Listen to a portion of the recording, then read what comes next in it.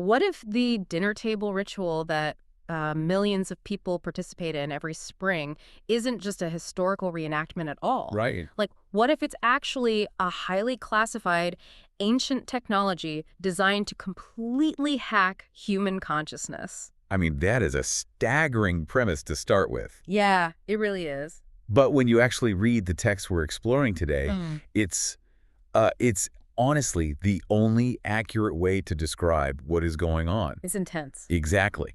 We're looking at a system that demands a complete psychological override. I think about how we handle system upgrades today, you know? Usually when we talk about a software update, there's this expectation of just like mild passive annoyance.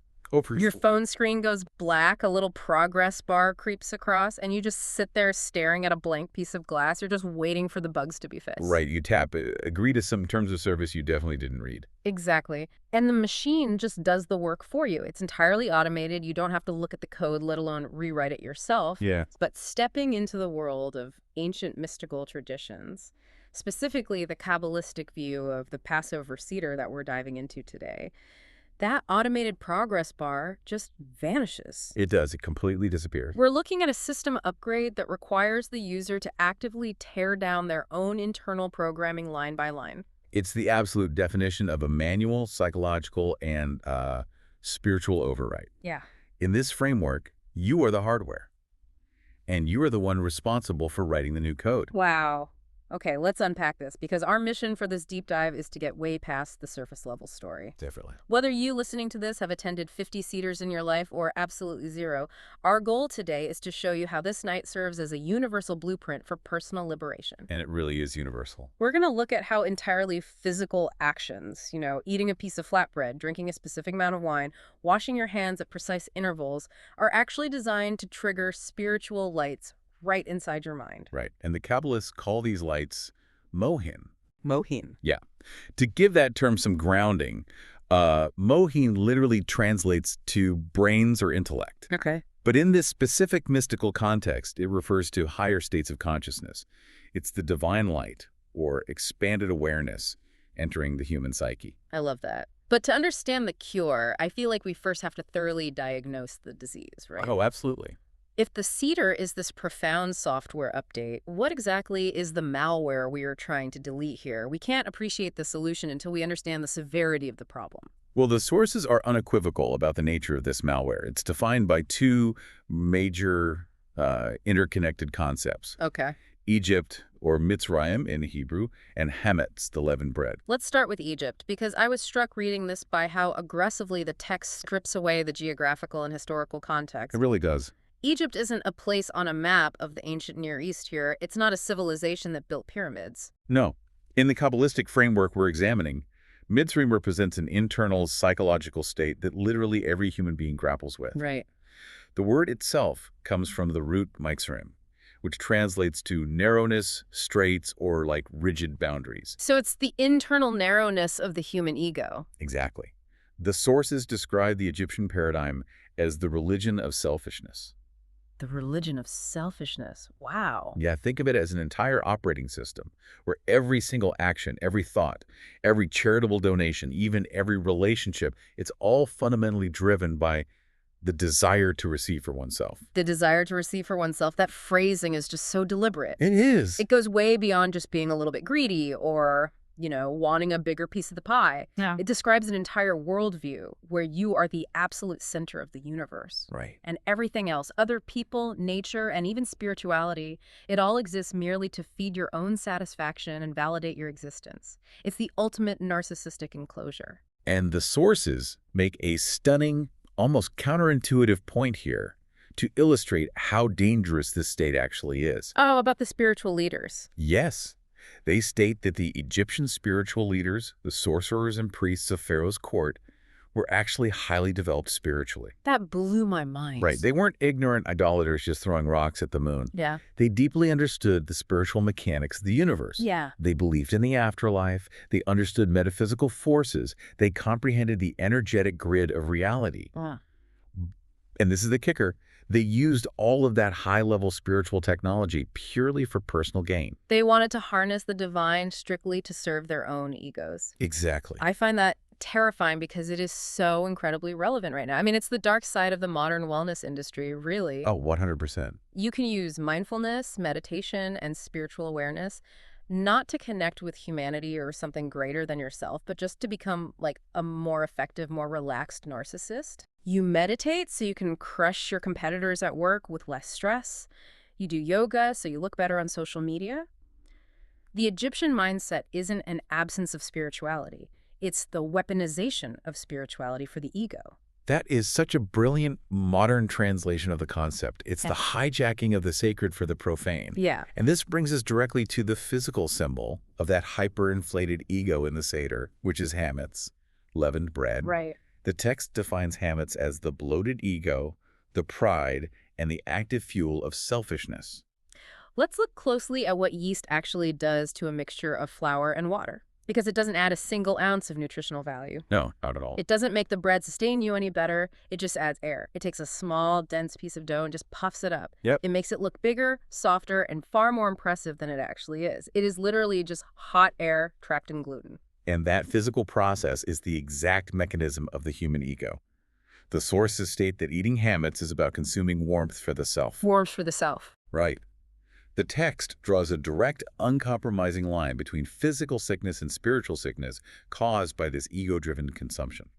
Wow. When we consume out of a desire purely to inflate ourselves, to gather warmth, comfort, and status only for our own isolated existence, we create a massive spiritual blockage. Because we're separating ourselves from the Creator. Exactly. The Creator's fundamental nature, according to this tradition, is boundless giving. If the divine is pure output, pure altruism, and we are pure input, pure selfishness, there's an absolute disconnect. The two polarities just repel each other. Right. I want to challenge this a bit, though. Is the text arguing that all human desire is inherently toxic? That's a great question. Because if we have no desire to receive, we die, we have to eat, we have to seek shelter, we desire connection, are we supposed to become completely passive, desireless entities, just like spiritual statues? No, and that is a crucial distinction to make. The Kabbalistic texts are very careful here. We don't destroy our human desires permanently. In this mystical tradition, the desire to receive is the fundamental foundational material of the human being. The Creator made us as vessels meant to receive. So you need desire to exist. Exactly. The goal isn't to obliterate the desire. The goal is to cleanse the desire of its arrogance. The issue isn't the flour and the water, it's the yeast. Yeah. Yeah. So going back to the tech analogy, we aren't throwing the computer in the trash. Right. The hardware, our bodies, our fundamental human needs is fine, but the hard drive is bloated with malware that makes the computer only serve itself. Yes. We have to wipe the drive completely clean tonight so we can reinstall a healthy operating system tomorrow. And the text notes a fascinating paradox that perfectly illustrates your point. Right. It says that thanks to the Matzah of Passover, thanks to this severe restriction and system wipe, we are actually allowed to eat hametz the rest of the year. Oh, wow. Yeah.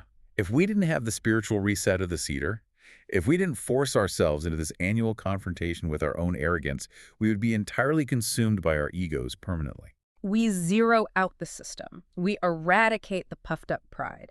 And once the system is clean and realigned toward altruism and connection with something higher, then the rest of the year, we can reintroduce the leavening. We can engage with the complexities, the ambitions, the messiness of normal life. But now those ambitions are running on a clean, virus-free operating system. They're driven by a desire to receive in order to give, rather than a desire to receive just to hoard. It completely reframes the intense, almost obsessive process of cleaning for Passover that the texts describe. Oh, yeah. The crumb hunting. Right. It's not just spring cleaning. It's a meticulous psychological hunt for your own internal arrogance. Yeah. The text suggests that every crumb of yeast you're looking for in the corners of your kitchen is actually a tiny rationalization where you put your ego ahead of your soul. It's the small lie you tell yourself to justify a selfish act. So eradicating the physical hametz is the physical trigger for eradicating the psychological hametz. Okay, so if the hametz, the Egyptian mindset, is the bloated ego we're aggressively deleting, the Seder plate itself is the diagram of the new hardware we're installing. Yes. We're replacing the religion of selfishness with a new dashboard. Let's look at the specific map of this new system, because the texts spend an enormous amount of time detailing the exact placement of everything on the table. They do. The cedar plate, or kara in Hebrew, is described in these sources as representing Malchut. Malchut. Yeah, which translates to kingship. Yeah. But in the Kabbalistic tree of life, the Sephirot, it represents the physical world. It's the lowest realm, the realm of action, where all higher spiritual forces finally manifest. I see. The plate is literally a physical map of the higher spiritual dimensions projecting down into our reality. It's a structural diagram of a perfected human soul. The dashboard analogy feels incredibly apt here. Imagine you're sitting in the cockpit of a highly advanced spacecraft. The cedar plate is the control panel. I like that. And the placement of the items on this plate is not about, making the table look aesthetically pleasing for your guests. It's highly intentional, representing a delicate, dynamic balance of cosmic energies. Absolutely. Let's break down that dashboard, starting on the upper right side. So on the right side of the plate, you have the zora, the roasted shank bone. The sources explain that this sits on the right because the right side represents the sephira of cheesed. Cheesed. Right. Cheese is loving kindness, it's expansion, it's the boundless, unrestricted giving of energy outward. I had to pause when I read that section because the zero represents the Passover lamb, and the text explicitly says the roasting of this lamb was a way of scorching the ego. Yeah, that's a strong visual. Why in the world is the violent act of scorching an animal associated with loving kindness and boundless giving? It sounds like judgment. It seems contradictory until you understand what the lamb represented in that ancient context. The Egyptians worshipped the lamb. Yeah, it represented their astrological power, the constellation of Aries, which falls exactly in the spring month of Nisan. It was the ultimate symbol of Egyptian dominance, power, and the ego's control over nature. Interesting. By taking that specific animal, scorching it over an open fire, and offering it up, the Israelites were taking the ultimate symbol of their oppressor's ego, burning away its dominance and nullifying it. Oh, I see. So true cheesed, true giving isn't just being nice. No. It requires the active, intentional destruction of the animalistic ego. You cannot truly give to another person if your underlying motive is still self-preservation or self-aggrandizement. Exactly. By scorching the ego and placing that symbol on the right side, we are aligning our foundational spiritual energy with the boundless giving of the divine, completely unhindered by our own selfish calculations. It's the gas pedal of the soul, expansion. But of course, if you only have a gas pedal, you crash the car. Right. Which brings us to the left side of the dashboard. On the upper left of the plate sits the batitza, the roasted egg. Right. The text says this represents the sephira of Gevurah, which is judgment, discipline, restriction, and contraction. The explanation for why an egg represents judgment is honestly one of the most brilliant psychological insights in this entire stack of sources. It really is. Think about how an egg reacts to heat. Almost everything else in the natural world melts, softens, or breaks down when you boil it or roast it. Metal melts, vegetables turn to mush, ice becomes water. Sure. But an egg does the exact opposite. It hardens. The more heat you apply, the more rigid and calcified it becomes inside its shell. And the text uses this physical anomaly to symbolize how the ego of Pharaoh reacted to pressure. Oh, wow. Through the heat of his own desires and the intense heat of the plagues, Pharaoh didn't soften. His heart hardened. He doubled down on his tyranny. So the egg sits on the left side to remind us of the immense resistance we face, both externally and internally. Right. Gevurah is the boundary. It's the necessary restriction. If you only have boundless expansion cheese, you just have chaos. A river without banks is just a flood that destroys everything in its path. Exactly. You need the banks, the container, the discipline of Gevurah to give the expansion shape and direction. This tension between cheesed and Gevurah is basically the core drama of human relationships, isn't it? Like, look at parenting. That's a perfect example. If you parent entirely with unbound cheesed, you give your child everything they want, you never say no, you never let them experience failure, you ruin them, you create a monster. You need Gevurah. You need rules. You need rules, boundaries, and the word no. But if you parent entirely with Gevurah, rigid, unyielding rules, harsh discipline, no warmth or expansion, you traumatize the child. It becomes calcified discipline. It becomes Pharaoh's hardened heart. And that is exactly why the cedar plate doesn't leave us bouncing between these two extremes. Right in the center, bridging the roasted bone of boundless giving and the hard-boiled egg of rigid judgment, you have the mirror. The bitter herbs. Right. The center column in the Kabbalistic tree of life is Tiferet, which translates to beauty, harmony, or compassion. It's the synthesis of Cheesed and Gevura. I struggled with this initially, I have to admit. Oh, why is that? Well, if Tiferet is the synthesis, the harmony, the ultimate beauty of the soul, why is it represented by something that literally makes your eyes water and your mouth burn? You'd assume this symbol for harmony would be something incredibly sweet, like honey. Yeah, but it forces us to redefine what true harmony actually is in a broken world.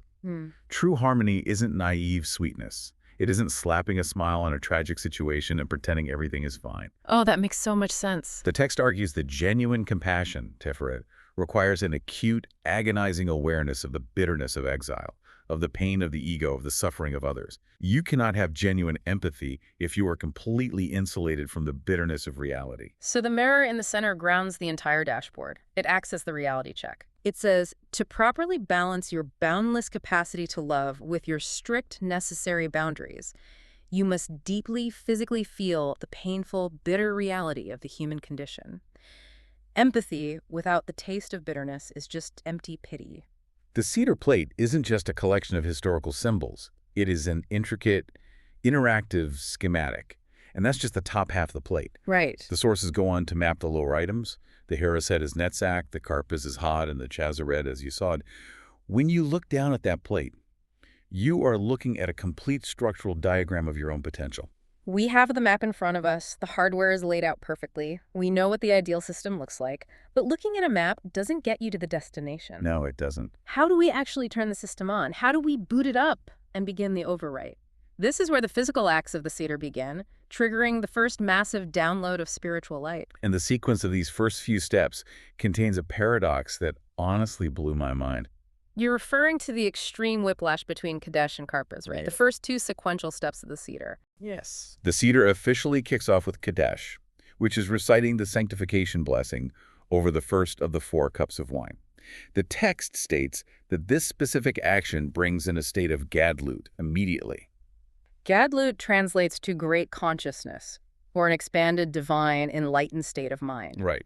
The sources are highly technical here, calling it Gadlut Bet Demoshin de Chukma, which essentially means the absolute highest level of expanded consciousness regarding divine wisdom. Okay, wow. What makes this so shocking is that it violates every established rule of spiritual progression in the Kabbalistic framework. Because normally, growth is agonizingly slow. Exactly. You start in a state of catnut, small consciousness, you're petty, you're reactive, you're limited by your physical senses. And through intense daily work, study, ethical behavior, and restriction, you slowly, painstakingly climb your way up the mountain toward Gadlut. But on Passover night, the rule book is just thrown out the window. At the very first moment, with the very first sip of wine, before you've even eaten the matzah or done any of the internal processing, you don't start at the bottom of the mountain. No, the Creator drops you off at the summit. You're given a massive, entirely unearned burst of Gadlut. The text calls it a spiritual loan. It's a massive injection of high consciousness given to us strictly as an emergency measure to pull us out of the absolute muck of our ego. Right. We were so deeply embedded in the Egyptian mindset, so consumed by the religion of selfishness, that we couldn't even initiate our own rescue. The analogy that came to mind reading this is a car sunk up to its axles in thick mud. Okay. You can sit in the driver's seat and gently tap the gas pedal all you want. You can try to do the gradual incremental work, but the tires will just spin. You're stuck. Yeah, you're not going anywhere. You need a massive external tow truck to yank you out of the ditch with a force you literally cannot generate yourself. Kadesh is the tow truck. It is the divine reaching down and violently pulling you out of the Egyptian mindset in an instant. But the sources are keenly aware of the profound psychological danger in unearned spiritual highs. Oh, totally. If you were handed enlightenment, if you're given a glimpse of the summit without having walked the trail, the ego, which is still very much alive inside you, will immediately hijack that light. The ego will absorb that expanded consciousness and say, look how holy I am, look how enlightened and special I am compared to everyone else. Which brings us right back to the Egyptian sorcerers, using high spiritual light to feed the dark void of the ego. Yeah. So if the Creator just gave us this massive loan of Gadlut to free us, it makes total sense why the very next step of the Seder plunges us straight back down into the dirt. Right. Step 2 is Karpas. taking a simple vegetable, usually parsley or celery, and dipping it into salt water. And the text says this act brings us violently into Ketnut's small consciousness. Without that immediate jarring plunge into Catnut, the rescue mission would fail. The ego would claim the Gadlut as its own doing. So Karpus brings us violently back to reality. It is the humbling anchor that makes true, sustainable growth possible. The text notes that the word karpas mathematically and symbolically represents severe judgment. It drops you from the high heavens of the first cup of wine right back into the stark reality of your own unresolved issues. The instructions in the source text for the internal mindset you must hold while eating the karpas are brutal. They are very intense. It says that when you eat this little green vegetable, you aren't supposed to be having pleasant thoughts about spring or rebirth or agriculture. You're supposed to actively look at your deepest flaws. You're supposed to confront your points of pride. Yeah. The salt water isn't just a seasoning. It represents tears, judgment, and the painful vitality of recognizing exactly how fractured you are and how far you still have to go. It's a brilliant psychological mechanism designed to prevent what modern psychology calls spiritual bypassing. Oh, spiritual bypassing. Right, the tendency to use spiritual ideas and practices to sidestep or avoid facing unresolved emotional issues, psychological wounds, and unfinished developmental tasks. It's wanting the high of the meditation retreat without the grueling work of fixing your marriage or apologizing to your children. Exactly. The Seder says we are absolutely not doing that. Here is a momentary taste of infinite light so you know the destination exists. Now eat this salty piece of celery, feel the smallness of your current state, and think about how selfish you were to your spouse this morning. Wow. It demands profound accountability. It does.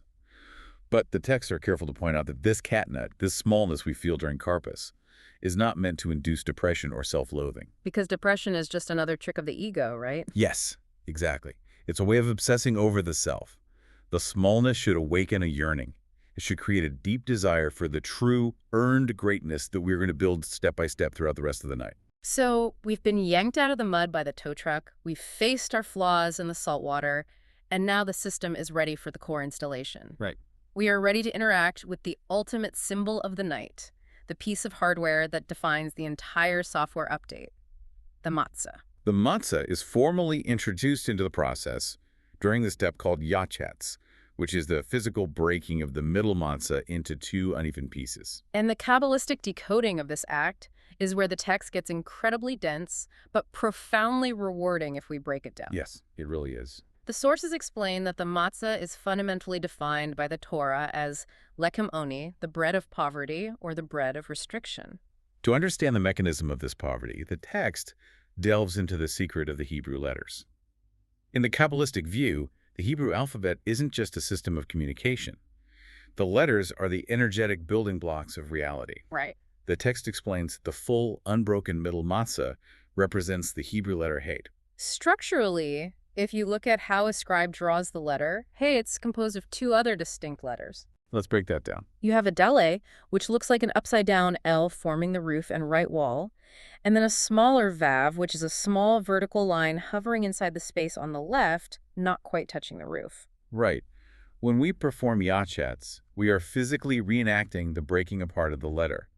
Hey, we snap the matzah into a larger piece and a smaller piece. And the text states that the larger piece, which takes the conceptual shape of the dale, is kept on the table for the meal. The smaller piece, representing the vav, is wrapped up and hidden away as the afikoman. Let's decode the psychology behind these letters.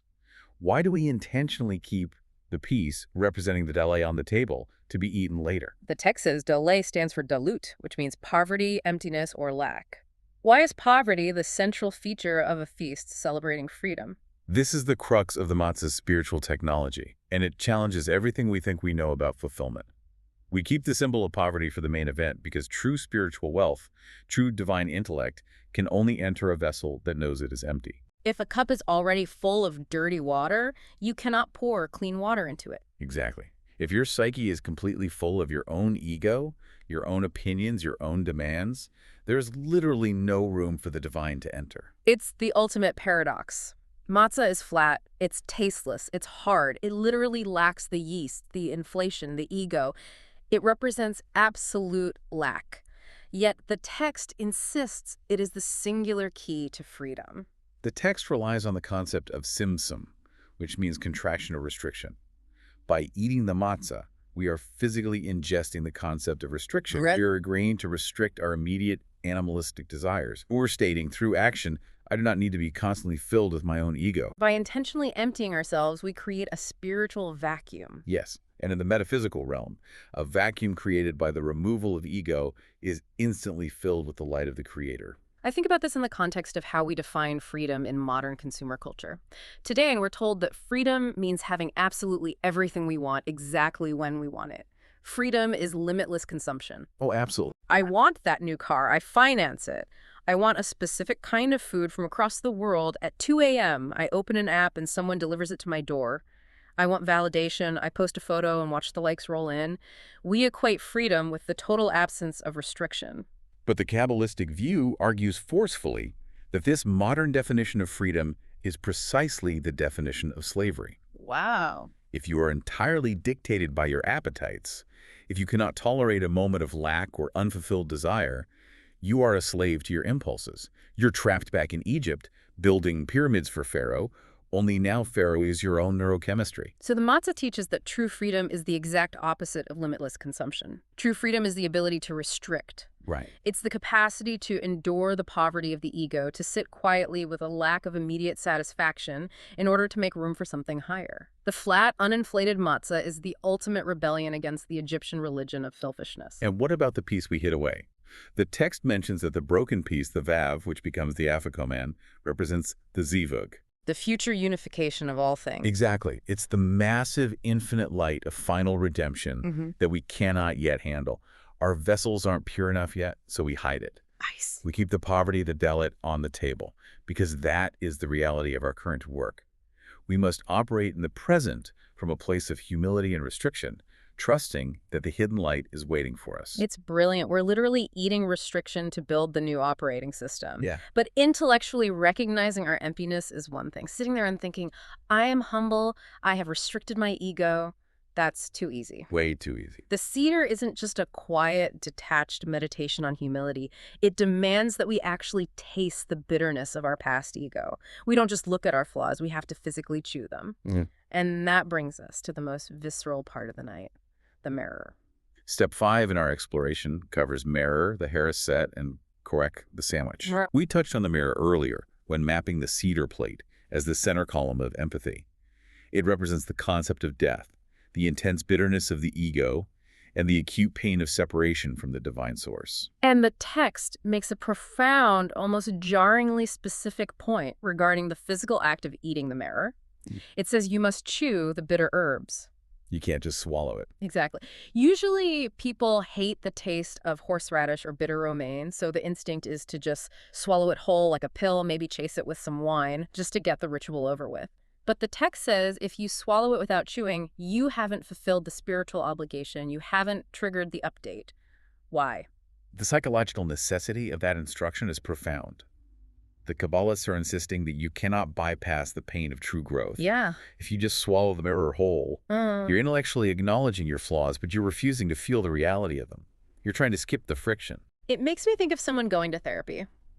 You can read a dozen self-help books, sit on the couch and say to the therapist, yes, I logically understand that I have childhood trauma, and I understand that it causes me to lash out at my partner. Right. You've swallowed the pill whole, but until you actually cry about it, until you feel the agonizing grief of that trauma, until you do the incredibly hard daily work of changing your reactions in real time, nothing changes. That is the exact mechanism. You have to grind the bitterness in your teeth. You have to experience the granular, stinging, uncomfortable reality of your own selfishness. You have to feel the burn of your own ego in your sinuses. Yes. The text states that this intense friction, this act of chewing, is what actually breaks down the death aspect of the ego and grinds it into a manageable material that can finally be transformed. But the genius of the system is that it doesn't leave us in that state. If we just sat around a table chewing pure bitterness, grinding our flaws in our teeth, we'd fall into absolute despair. We would hate ourselves. The weight of our own toxicity would just crush us. And that brings us to the haraset, the sweet paste made of apples, nuts, wine, and spices that we dip the mirror into before eating it. The haraset represents the hidden mercies of the Creator, what the texts call chasedim. And the textual analysis provided here is truly remarkable. The gematria part. Yes, the source delves into the gematria, the mystical numerical value of the Hebrew word haroset, to reveal its internal engine. Let's walk through this Kabbalistic math because it completely changes what that sweet apple paste means. So the text extracts two specific words hidden within the total numerical value of haroset. The first is Rut, or Ruth, the famous biblical figure. The numerical value of the letters in Ruth is 606. Ruth is a fascinating figure to hide inside the haroset. I mean, she is the ultimate outsider. She really is. She was a Moabite princess, hailing from a nation that was historically hostile to Israel, representing a profound level of ego, foreignness, and separation.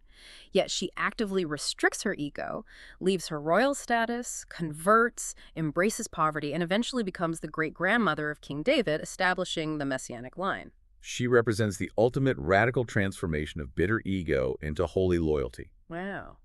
And the remaining numerical value in the word haroset, after you subtract the 606 of Ruth, equates to the word sac. Sac. Right, which the mystical text linked directly to the tree of life, the ultimate source of divine vitality. So hidden inside the seemingly simple sweet paste is the spiritual force of radical transformation Ruth and the divine life force sac. So when we take the bitter myrrh and dip it into the haroset, we aren't just adding sugar to make a terrible taste palatable. No, we are actively applying the spiritual forces of transformation and divine mercy to our darkest, most bitter flaws. We're sweetening the severe judgment so that the awareness of our toxicity doesn't destroy us. It gives us the precise amount of life force necessary to endure the bitterness of self-reflection without falling into the abyss of despair. Exactly. The act says, yes, your ego is bitter, and yes, you must chew it, but you have the capacity to transform it, and you are sustained by a divine life force that wants you to succeed. Which leads perfectly into korek, the sandwich. We have handled the components individually, and now we combine them. We take the matzah, our readiness to work, our humility, our active restriction. Right. We take the mer, the acute recognition of our toxic traits, and the bitterness of our ego, and we bind them together. The text points out that Hillel, the great sage of the Talmudic era, used to wrap the Passover offering, which is the roasted lamb of cheese, the matzah, and the myrrh all together and eat them in a single bite. Wow. It's the ultimate synthesis of the night's work. You cannot have the redemption without the humility, and you cannot have the humility without the acute, stinging awareness of what you are being redeemed from. You bind the problem, the tool, and the goal into one physical reality. It really is psychological surgery executed over dinner. It is. We have diagnosed the ego as the Egyptian malware. We have humbled ourselves with the salt water. We have ingested the poverty of the matzah. We have chewed the bitterness of our flaws. And we have bound it all together with the mercy of the haroset. And now, according to the sources, the system is finally clean. The malware is gone. The hardware is prepped, formatted, and ready. We are finally ready to actually consume the light in its purest form. We're ready for the meal. The meal itself is called Shulchan Ores, the set table. And in this Kabbalistic framework, eating the meal is not a break from the spiritual work. It's not halftime. No, it is the climax of the entire operation. I have to admit, I always thought the meal was just dinner. You rush through the first half of the Haggadah, you get through the symbolic food so you can finally get to the brisket and the potato. Right, everyone thinks that. But the text says the meal is a zivug, a profound spiritual unification. Yes. The text is exceptionally clear that if you have done the internal work properly, if you have restricted your ego with the matzah and faced your bitterness with the mirror, then the mundane physical act of eating the meal becomes a way of elevating physical starks. It ceases to be gluttony. It ceases to be about consuming warmth for the self. Exactly. So if I'm sitting there eating that brisket and my internal consciousness is not, wow, I'm starving, I want to devour this to satisfy my own cravings, but rather I'm consuming this complex physical energy specifically to give my body the strength to connect with the divine and to serve others, then the eating itself transforms into a holy act. It becomes a direct line of connection to the Creator. The physical food is merely the carrier wave for the spiritual light. That's a great way to put it. The text states that when a person eats with this highly refined consciousness, they're performing a cosmic unification. They're actively pulling down new altruistic spiritual lights into the physical world. They're bringing heaven down to the table. But the meal isn't the end of the night. After the plates are cleared, there's a lingering mystery to resolve. Yes, Safun. At the very end of the meal, we have safun, the eating of the hidden afikoman. We mentioned earlier that the afikoman represents the vav, the piece of the broken matzah we hid away at the beginning of the night. The word safun literally means hidden. It represents the massive, currently hidden desires within us that we cannot yet safely use. Right. It's the infinite light of the Creator, the final redemption that is still too powerful for our current limited vessels to hold permanently. I was struck by the dynamic of how the afikoman is handled. Why is it a universal tradition that the children are the ones who hide and find the afikoman? Why not the head of the household? The text explains this with beautiful precision. The afikoman represents a light so intense, a reality so profound and unbounded, that we cannot process it with our current rational adult intellect. Okay. To interact with that level of the divine requires acting above reason, and who naturally operates above the rigid constraints of cynical logic? The child. The adult mind is constantly calculating. It's bound by what's realistic, what's practical, what has failed in the past. Exactly. But the child represents pure faith. The child possesses the willingness to jump into the unknown, to believe in a reality that defies the physical laws of nature. By having the child retrieve the afikoman, we are collectively acknowledging that our spiritual journey isn't over. We've done the rigorous adult work for tonight. We've achieved a level of freedom from our immediate Egyptian ego. But there are future massive redemptions waiting for us. There are levels of consciousness that we can only access when we're willing to let go of our rigid intellects and approach the divine with the open, boundless, uncalculated faith of a child. And then finally, we reach the last step of the Seder, Nirtza. Nirtza translates to accepted or desired. The text states that at this point, if we have navigated the map correctly, if we've endured the restriction and the bitterness, our internal work becomes acceptable to the divine. The internal evil, the selfish, bloated ego, has been successfully transformed into a vessel for good. The software update is complete, and the system reboots. We've spent an hour decoding incredibly dense ancient texts, mystical Hebrew letters, and complex psychological maps. But I want to bring this right back to you, the listener, right where you are today. Because the beauty of this framework is that it isn't locked away in a mystical vault. No, it's not. If we synthesize everything we've discussed, the entire Night of the Seder is a meticulously designed process of breaking the vessels of our old ego. Right. It's about using the most basic elements of the physical world, the tastes, the textures, the friction of chewing, to pull down new, altruistic, spiritual lights. You do not need to be a Kabbalist with a long white beard to apply this technology to your life. The mechanics are universally human. Very true. You can practice the restriction of the matzah tomorrow, choosing not to react in anger, choosing to withhold your ego in an argument to leave room for the other person. Yeah. You can practice the mirror, having the sheer courage to honestly look at your own toxic traits and feel the sting of how they affect your family without running away or numbing it. And you can practice the zroa, the chirst, pushing yourself toward boundless, altruistic love for the people around you, balanced by the healthy boundaries of the gevura. I think this raises an important question, a final thought to leave everyone with, building directly on the text's concept of the Zasun, the hidden afikoman. Let's hear it. We spend the entire night of the Seder aggressively breaking our ego, meticulously cleaning out the hametz from every corner of our psyche and enduring the mirror to achieve a state of freedom. We reach Nirtza. We think we've made it. We think we are done. But the afikoman represents the desires we don't even know we have yet. It's the hidden, undiscovered dimension of our soul. So consider this. What if true spiritual liberation isn't about reaching a static, boring state of perfect peace where you never struggle again? Oh, wow. What if true freedom is realizing that the moment you conquer one layer of your ego, a newer, more refined, more deeply hidden ego is waiting to be found and elevated tomorrow? That is a staggering realization. The software is never fully updated. There is always a new version to install. The horizon of human growth is infinite. The work of liberation is eternal. And with that, we want to thank you for going on this deep dive into these incredible sources with us. It's dense material, but it fundamentally changes how you view a cracker, some horseradish, and your own mind. Keep questioning your own programming, keep learning to restrict the ego, and enjoy exploring your newly updated spiritual operating system. We will catch you on the next one. You know, usually when we talk about a birthday, there is this default expectation of just a completely uncomplicated celebration, like cake, balloons, the obligatory off-key singing. Yeah, totally. It is just so baked into our culture that another year of life is a straightforward victory. It is a binary of like, you were not here, and now you are here, and that is inherently good. Oh, absolutely. Yeah. It is the ultimate cultural touchstone. You Yeah. know? We just categorize existence as this absolute positive. To even question that on a birthday feels, it feels almost taboo. It really does. But then you step into the world of these deep inner spiritual texts, and suddenly that birthday cake looks infinitely more complicated. Right. We are looking at a psychological landscape today that demands so much more from us. For instance, if you comb through the Torah, do you know who is the only person explicitly mentioned as celebrating a birthday? I actually love this detail. It is Pharaoh.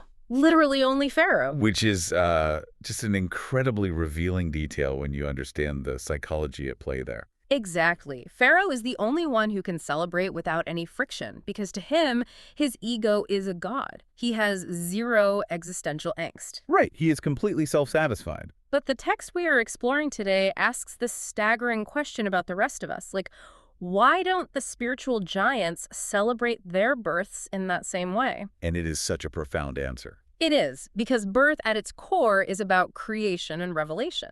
So to genuinely, authentically celebrate being created, you would have to feel entirely complete and joyful about your existence. Right, which is... You have to be in a state where you are unequivocally thrilled with your place in the universe, with zero regret. Yeah, to be entirely free of suffering, to harbor literally no resentment toward reality, that requires a profound spiritual completeness. Which is so rare. Right.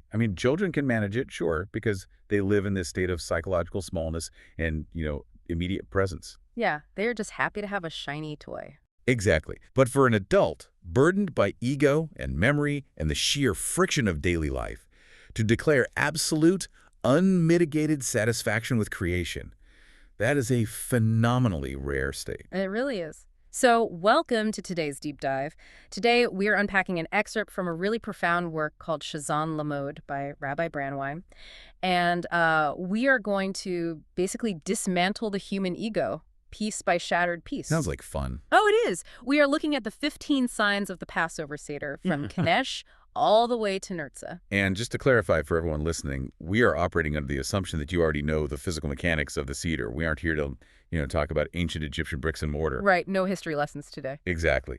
Rabbi Brandwein's text approaches these physical rituals as a highly detailed symbolic map of the Seder Hishtalshalut, which is the evolution and cascading descent of the spiritual worlds. Okay, let's unpack this. Because to understand the Seder in this way, we have to start before the Seder even begins, like before time itself. We have to look at the cosmic setup long before physical reality ever existed. We are talking about the initial state of everything. Right.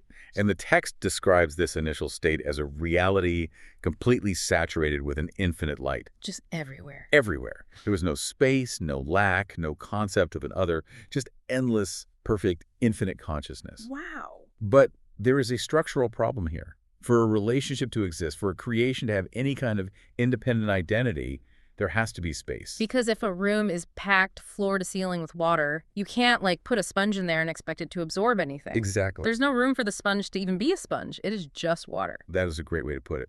So to create this conceptual space, this monumental event occurred called a dimensum, which translates to a contraction or restriction. Okay. The infinite light literally withdrew its presence, leaving a conceptual vacuum. And into this newly created vacuum, a single, very measured line of light was extended. The Kabbalists call this the Kav. Right, the Kav. And this line of light started to form spiritual configurations. The terminology here is partsufim, which literally translates to faces or profiles. Yeah. And the text specifically names 3 of the highest ones, right? Galgalta, AB, and Sag. But let's pause for a second, because faces sounds totally bizarre when we were talking about a pre-physical void. What does a face mean in reality before physical space even exists? It is actually a brilliant psychological metaphor. Think about how you know a person. You don't know their internal infinite complexity. Right, you just know what they show you. Exactly. You know the specific face or profile they present to you in a given moment. A partsuf is a specific configuration of divine intent. It is a structured way for the infinite to interact with the finite. Oh, that makes so much sense. Right. So Galgalta, A, B, and Sag represent these incredibly high, purer levels of this divine thought, like pure wisdom, pure understanding. And they are illuminating downward into this new vacuum. But they don't just go on forever. They hit a wall. They hit a hard, definitive boundary, yes. And the text calls this boundary the tabor, which translates to the navel. Yeah, and the word tabor is actually an acronym in Hebrew for tav or, which means good light. Okay, good light. So it acts as this cosmic firewall. Everything above the tabor is pure, unadulterated good light. It operates entirely on the principle of giving. Okay, so if the tabor is acting as this ultimate cosmic firewall, keeping the good light above, then the physics of this universe dictates that whatever is below it must be the absolute polar opposite, right? We're looking at a complete void of giving. That is exactly what lies below. It is a realm called Malkut, or kingship.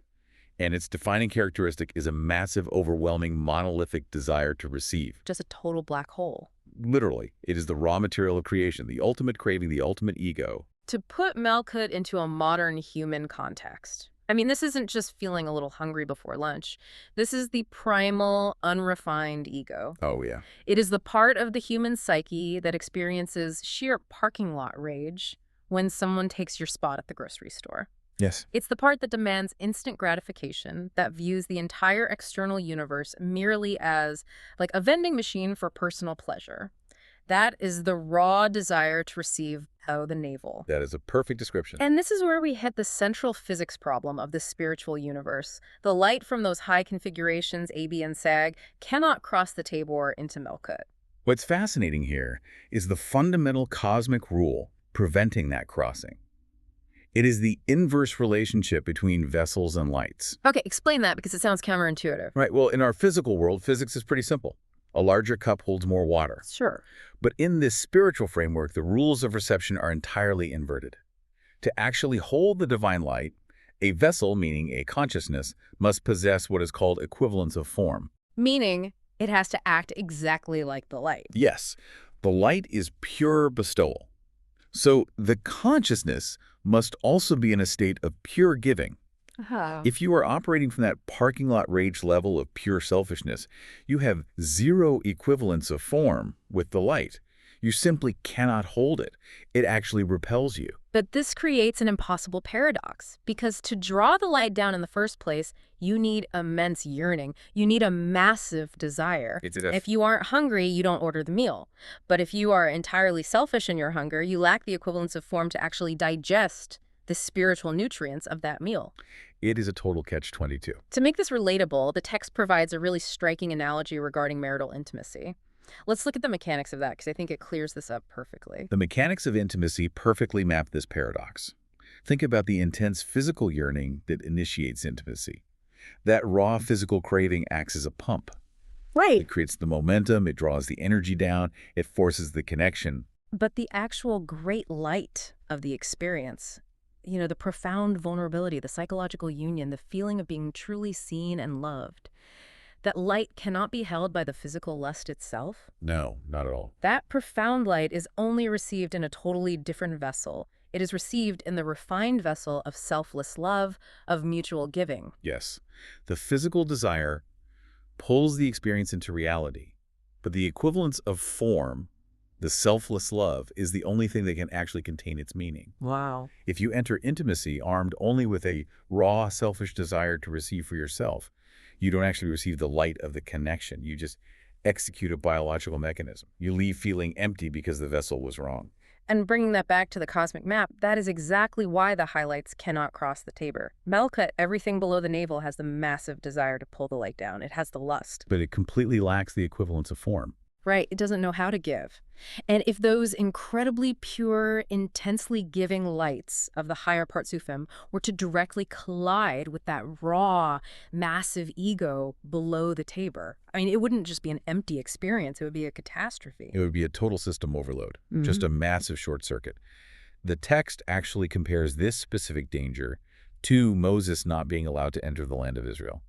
That always felt like such a harsh punishment to me, but through this lens, it's really a matter of structural physics. Entirely. Moses represented an incredibly high, pure level of spiritual consciousness, very much like those highlights above the tabor. Okay. And the land of Israel represents the final completion, the ultimate reception. It represents Malkut. Oh, I see. So if Moses had crossed that boundary and entered, He would have forced the final completion of the spiritual system before the vessels, meaning the people, the reality itself, were ready to hold it. Because the people didn't have the equivalence of form yet. Yeah. They were literally still complaining about missing onions and garlic in the desert. They were entirely still stuck in the desire to receive. And if that pure light hit those unready vessels, they would have essentially burned up from the intensity. So a boundary had to be maintained. Moses stays on one side, the land on the other. Just like the highlights stay above the tabor and the massive desire stays below. The entire purpose of creation is for the light to eventually fill that desire. The Creator wants to bestow, so we have this cosmic standoff. The system is gridlocked, which leads us to part 2, the rescue mission and the shattering. Right, because the system cannot remain static. A bridge has to be built. And here's the plot twist. The highest lights, Galgalta and AB, are stuck above the navel. But a very specific configuration called Nukadot Desag can cross the firewall. It can actually descend below the tabor. This is a crucial pivot in the psychology of the universe. Nukadot Desag represents the pure attribute of Bina. Okay, fine. And while Bina translates to understanding, in this structural context, it really represents pure, unadulterated bestowal. It wants absolutely nothing for itself. And because it has zero selfish desire, it is completely immune to the rules of that first description, the Zimsum. Precisely. Because the Zimsum was a ban on receiving selfishly. Since Nukadot Desag only wants to give, it essentially holds a cosmic VIP pass. I like that, a cosmic VIP pass. Yeah. It just casually strolls past the tabor and descends straight into the chaotic realm of Melkut.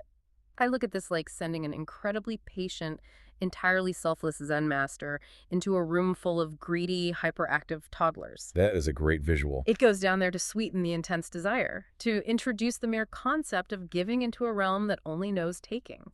But, you can't just drop a Zen master into a room of toddlers without consequences. Below the tabor, there is no spiritual screen, no mechanism to filter or handle this kind of interaction. Right, the toddlers are still going to act like toddlers. Exactly. The massive ego is still there. And now it is vibrating against this incredible light of pure giving. So the system has to adapt instantly to prevent that overload we talked about.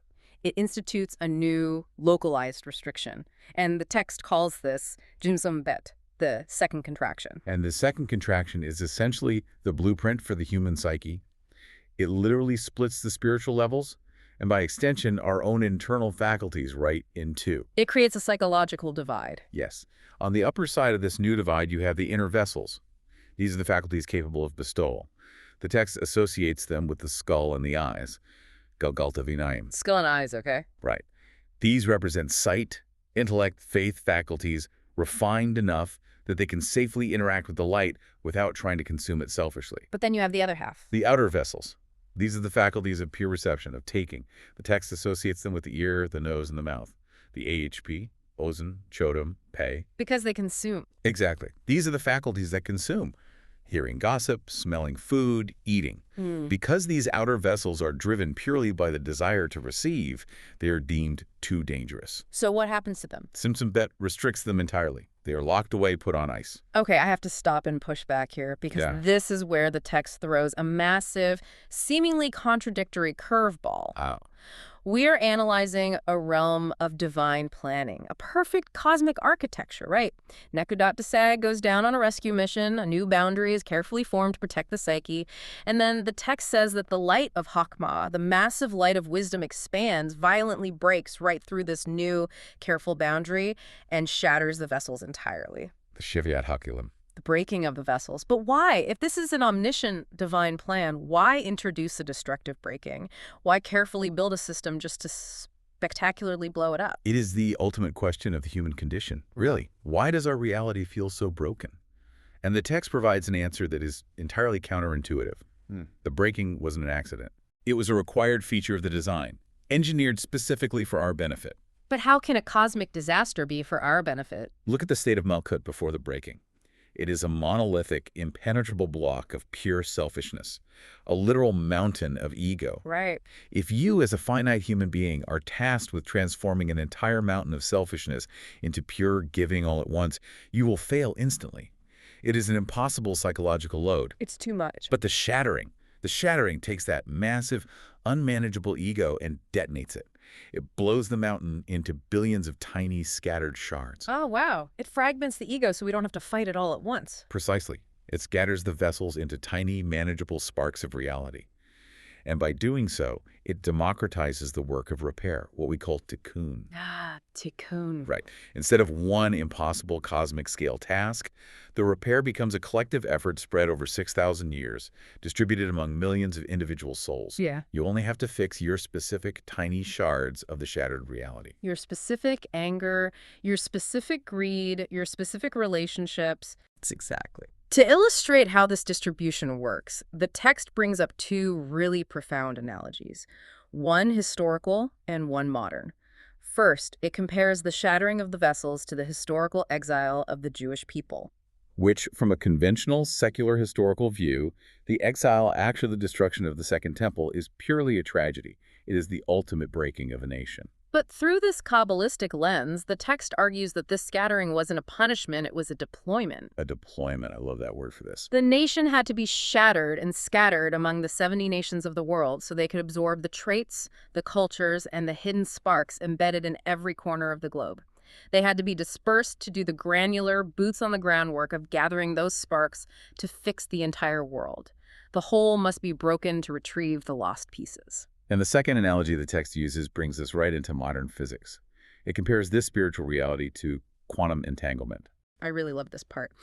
When the shattering occurred, the higher, purer vessels of giving fell down and crashed into the lower, selfish vessels of receiving. And when they collided in the wreckage, they became entangled. Meaning that right now, hidden within the lowest, most mundane, most selfish parts of our reality, there are trapped sparks of the highest spiritual lights. They're locked together. Right.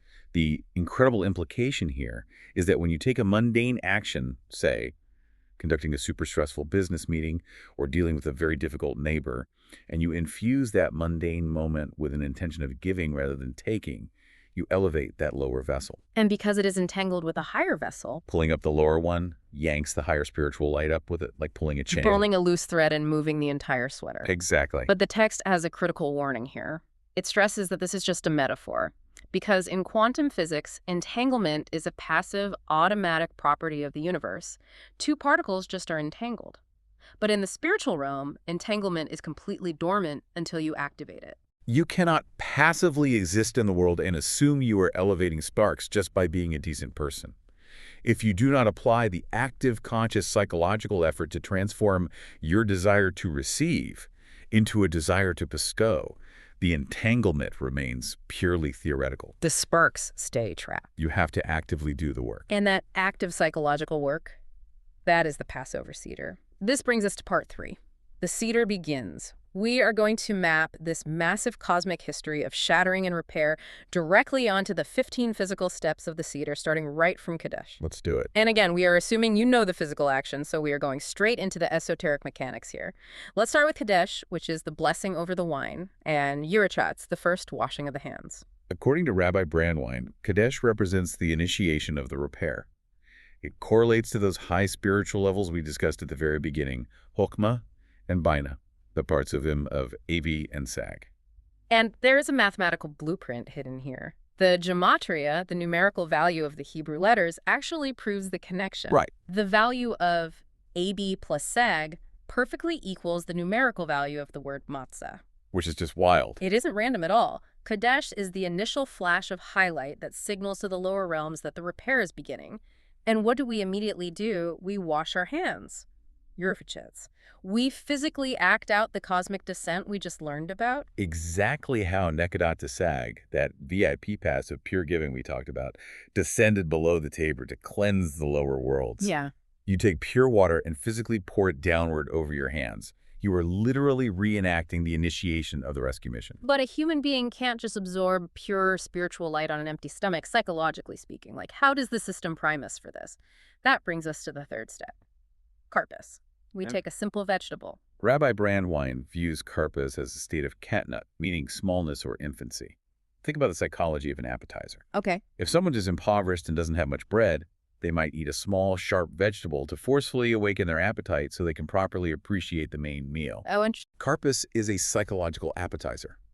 It artificially stimulates our spiritual hunger, our yearning for the massive light that we are going to reconstruct later in the night. Here's where it gets really interesting. Yeah. Because you don't just eat the celery or the potato, you dip it into salt water. Right. We've done this since we were kids, but the text reveals the mechanics behind it. Salt carries a very specific, heavy, symbolic weight. Salt is the ultimate representation of strict judgment. It represents the uncorrected, harsh, physical realm of Malkut, that massive desire to receive. I mean, if you take a spoonful of pure salt and put it in your mouth, it is agonizing. Oh. It burns. It is the unmitigated harshness of a reality that only knows how to take. It dries you out completely. But here is the biological truth the text leans on. A human body requires salt to live. Yes. If you completely eliminate salt, your nervous system shuts down and you die. So look at the ritual. Dipping the pure, simple vegetable, the karpas, the light, into the harsh salt water is a physical integration. It represents those higher, pure lights descending into the harsh judgments of our physical world and sweetening them. Because you cannot escape the harshness of the physical world. You need the ego, you need the drive, you need the salt to survive, but it must be actively mitigated and sweetened by the purity of the spiritual. It is such a stunning synthesis. And immediately after we awaken that appetite and sweeten that harshness, we slam into the most dramatic structural moment of the early Seder. Yachats. The breaking of the middle matzah. You take 3 matzot, you pull out the middle one, and you physically snap it in half. Why? Rabbi Brenwein connects this breaking directly to Tzimtzum Bet, the second contraction we discussed, where the psyche was split in two. Remember the mechanics of Tzimtzum Bet? The inner vessels of bestowal, the skull and eyes, were separated from the massive, dangerous outer vessels of reception, the ear, nose, and mouth. And look at the physical action. You split the matzah in two. The smaller piece, which represents those refined inner vessels that are currently capable of giving, is kept right on the table. We use it for the blessing. But the larger piece, which represents the AHP, that massive, unfixable desire to receive that we had to lock away during the second contraction, what do we do with it? We hide it. We hide it. It becomes the afikoman. We wrap it up in a cloth and literally remove it from our sight, exactly as the cosmic system had to quarantine the massive ego because it wasn't ready to handle the light safely. By hiding the Ephicoman, you are physically acting out the restriction of your own massive ego. And the text provides a brilliant piece of structural engineering regarding why it must be the middle matzah. Oh, the patriarchal lines. Yes. The 3 matzah represent the patriarchal lines, Abraham, Isaac, and Jacob. Abraham is pure loving kindness, that's the right line. Jacob is harmony, the middle line. But Isaac, the middle matzah, represents strict judgment and restriction, the left line. The Debatria lays out the blueprint here again, too. The numerical value of Isaac is 208. And the text explicitly points out that 208 is exactly 4 times the value of the Kabbalistic name Ben, which is 52. And why does that matter? It matters because Ben is the specific spiritual name associated with the heaviest, thickest, most stubborn desire to receive. Isaac is the structural pillar carrying the heaviest load of human selfishness. Wow. That is exactly why that specific pillar must be cracked. You have to break the strongest part of the ego. It is pure architectural precision. Once the ego is broken and restricted, we can begin the work of elevating the sparks. This takes us right into Majid, the telling of the story. The text connects the words Majid to Magadim, which actually means sweets or delicacies. Oh, sweets. Yeah. This implies that reciting the Haggadah isn't just an educational history lesson. It is an active mechanism. Through the physical act of vibrating our vocal cords, of speaking these specific truths, we are taking our desire to receive, which got its initial sweetening from the salt water, and elevating it to be further sweetened by the higher lights. We are quite literally talking our psyche into a higher vibrational state. We elevate the shattered sparks using the power of speech. And once the speech is complete, we move to the physical integration. This brings us to part 4, the shattering and the repair. This covers the steps from Raksa to Shulchan Aruch. Okay, so we've done the intellectual work of Majid, so we wash our hands a second time. Raksa. We are cleansing ourselves to return to a state of pure bestowal before we eat. Right. This leads directly to Matzi Matzah, eating the bread of faith. This represents the light finally expanding downward into our ready vessels. But the second we swallow the pure masa, we are hit with the most violent reality check of the night, mer, the bitter herbs. This is where the text drops a devastating revelation. We are taught as children that marrow represents the bitterness of Egyptian slavery, right? Right. But cosmically, marrow represents the catastrophic Shevarat HaKelim, the breaking of the vessels itself. The text notes that the numerical value of mer is exactly equal to the word mavet, which means death. In the Kabbalistic timeline, the shattering is referred to as the death of the kings in the world of Nicodim. It was the exact moment the infinite light completely overwhelmed and destroyed the unready vessels. It is the absolute zero of spiritual collapse. So when you eat it, When you force yourself to eat that bitter horseradish, to the point where your eyes water and your throat burns, you are physically tasting the tragedy of the cosmic collapse. You are internalizing the origin point of all brokenness, disease, and suffering in our entire universe. but the brilliance of the Seder is that it never leaves you in the wreckage. Immediately after experiencing the death of the vessels, we execute the repair mechanism, Korach. We take the matzah, the pure light, and the mirror, the shattered death, and we sandwich them together. This step represents the 3 lines of repair. You have the right line of cure-giving, the matzah, the left line of harsh restriction and brokenness, the mirror, and you force them into a binding middle line. And to understand how this middle line actually functions psychologically, the text uses the analogy of a transport company manager. Let's build this out, because it perfectly illustrates the human struggle. Okay, yeah. Imagine a transport manager who has 2 entirely different factions in his company. On the left line, he has drivers who are pure, unrefined desire. The ones who just want to speed everywhere. Exactly. They want to drive 100 miles an hour, ignore all the red lights, and take massive risks just to get the job done instantly. If he lets them run the company, they will literally crash every truck. It will be a total disaster. Right. But on the right line, he has drivers who are overly cautious, paralyzed by the fear of making a mistake. Right, they want to meticulously inspect the trucks all day. They never actually leave the garage. If he lets them run the company, nothing ever gets delivered. The business just dies of stagnation. A terrible manager picks one side and fails. But a master manager intimately understands both extremes. He knows the chaotic, aggressive energy of the left-line drivers, and he knows the meticulous, protective nature of the right-line drivers. He understands the mechanical limits of the trucks and the hazards of the route. Yes. He takes the aggressive forward momentum of the left and tempers it with the protective caution of the right, creating a middle line, a precise route where the cargo actually gets delivered safely and efficiently. Korach is you acting as the master manager of your own soul. You take your highest, most pure spiritual aspirations, the matzah, and you bind them together with your darkest, most bitter, aggressive failures and desires, the mirror. You do not ignore the bitter parts of your psyche. You integrate them. You harness their energy to actually move forward in the physical world. And the moment you successfully integrate your brokenness with your purity, you sit down for the feast. Shulchan Orech. Now, conventionally, we think, great, the deep spiritual ritual is over, past the brisket, let's just relax. Right. Fun part. But Rabbi Brandwein makes it clear that eating the meal is not a break from the spiritual work.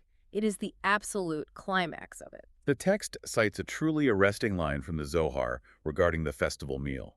It says, "The time of eating is the time of war." The time of eating is the time of war. Let's spend some time on this because it challenges everything about how we operate daily. Why is eating a war? Because the physical act of eating is the most base, primal expression of the desire to receive for oneself. When you are starving, your consciousness narrows entirely to your own survival, your own pleasure, your own consumption. It is the purest state of separation from the Creator who only gives. Exactly. Think about the modern psychology of consumption. We don't just eat, we consume mindlessly. We sit on the couch, eating food we barely even taste, staring at a screen, scrolling through endless content, entirely trapped in a loop of taking. It is a trance. Our ego is just a black hole of consumption. So when you sit down at the Seder to a massive, beautiful feast, your raw ego, your malkut, wants to devour it purely for its own sensory pleasure. And that is exactly where the battle lines are drawn. The war is the internal psychological friction of trying to elevate that mundane act. You are tasked with using your base animalistic hunger as raw material. You actually have to fight your own biology to elevate the act of eating into an act of bestowal. You fight to eat not just because it tastes good, but to gain the physical strength to serve others. You fight to stay present, to connect with the people at the table, to recognize the divine chain of events that brought that specific piece of food to your plate, elevating the trapped sparks within it. It requires an agonizing level of mindfulness. It is a grueling psychological battlefield right there over the roast chicken. And winning that war is what prepares us for part 5, the ultimate rectification, the final sequence from Zafun to Nurtza. So what does this all mean? We survive the war of the meal, and what is the very next thing we do? Safun. We send the kids to find the afikoman, and we eat it. Remember what the afikoman actually is structurally. It is the larger half of the matzah we broke hours ago. AHP. Right, the AHP. The massive, overwhelming, selfish desire to receive that we had to lock away during Zimtzum Bet because it was too dangerous. And the word safun means hidden. And the text explicitly states that safun is a code name for the evil inclination, the massive ego itself. Look at the psychological progression of the entire night. We started with small appetizers. We broke our ego. We tasted the bitterness of death. We integrated our light and dark. We fought the grueling war of mindless consumption during the meal. And now? Now we have built enough spiritual muscle, enough equivalence of form, that we are finally strong enough to unlock the vault. We retrieve the massive hidden ego. And we don't leave it hidden. We eat it.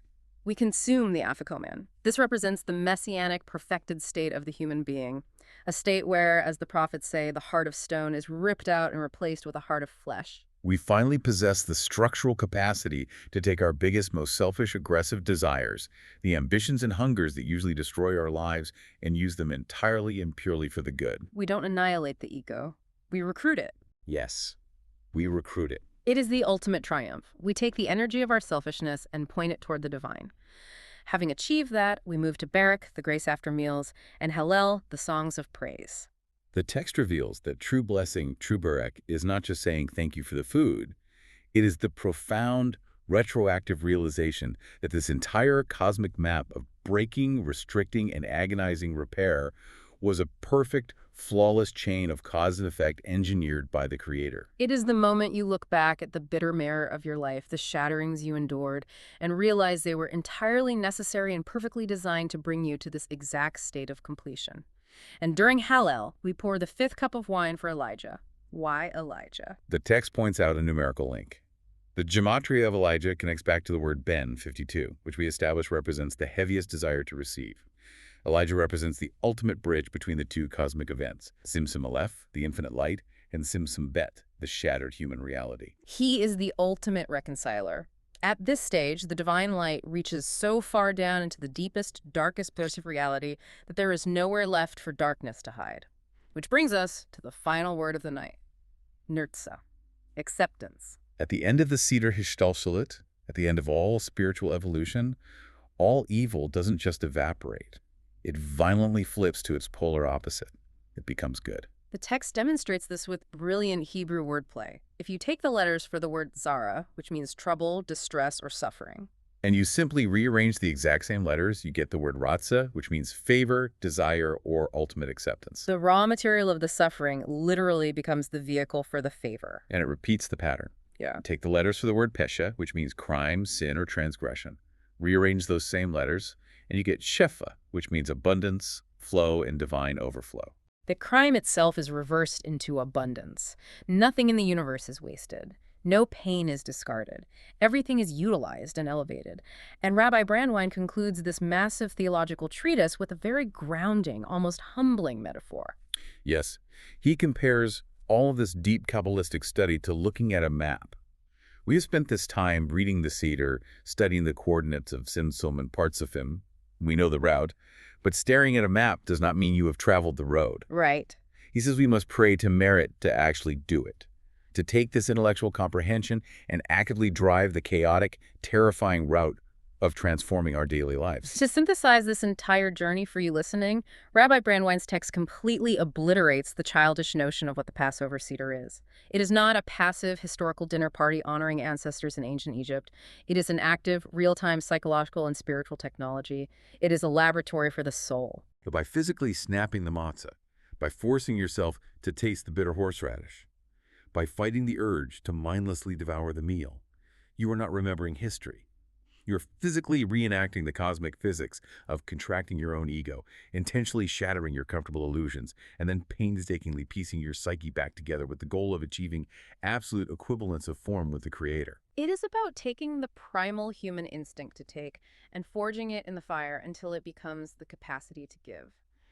And that brings me to a final thought I want to leave you with, drawn directly from the architecture of this text. We spent a lot of time discussing how the breaking of the vessels was not a cosmic accident. It was an intentional, highly engineered design flaw so that the massive mountain of ego would be broken into tiny, manageable shards that a human being could actually fix over a lifetime.